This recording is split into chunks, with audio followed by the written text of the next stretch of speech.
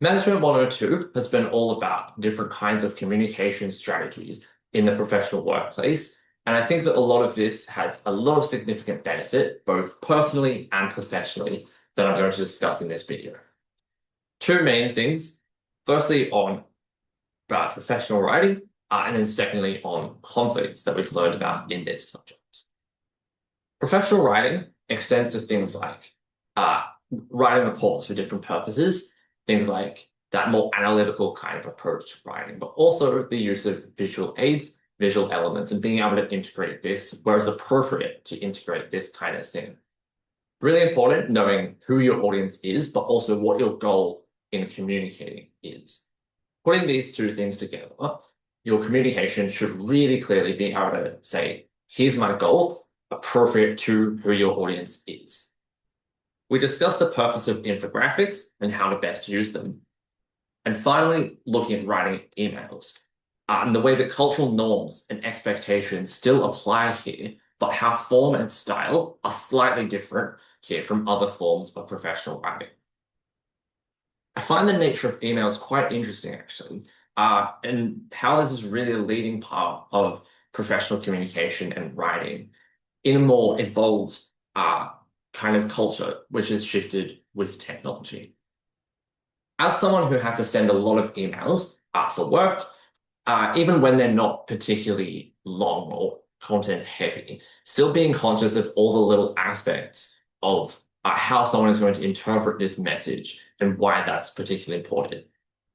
I think, secondly, someone who's done a bunch of work in the event space and will hopefully be doing more so in the future. We're sending emails about things like venues, sponsorships, getting a level of respect, and being able to communicate what you want effectively to them. I think is just a really unique and really important skill for me professionally.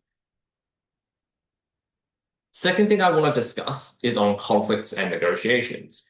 Over the course, we've looked at the different kinds of conflicts and how they might come into play when you're working in a team, working in a different group, based off of different people having different ideas and goals for where they want to go with things, where they envisage their final goal being, essentially. I found all this really interesting as well. And when we talk about some level of conflict actually being good for a group, good for their productivity, because being that kind of self-critical is actually quite a good thing of being able to get over those kinds of issues and disputes and minor hurdles means that you can be more productive as a group overall. Like I said before, as someone who's worked in the event space a bit already, but hoping to do so more in the future, I think this is a really important skill. Can't say it's something that I've worked, that I've come across particularly much so far, but certainly think that I will in the future. I think that these kinds of issues and hurdles, disputes that you come across are just frankly bound to happen when you work in a team. I think it's quite difficult for everyone to be on the same page the whole of the time. So being able to negotiate and work with these kinds of conflicts is quite important.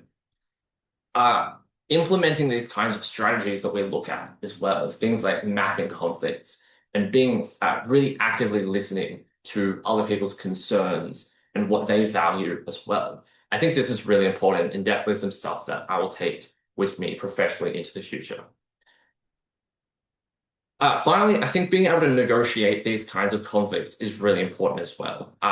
Being able to find a resolution that works for the team.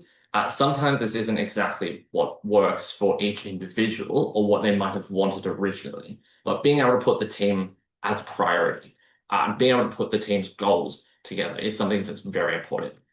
And that's two things I've learned in the subject. Thank you. I'm happy with that, actually. I feel like that was all right.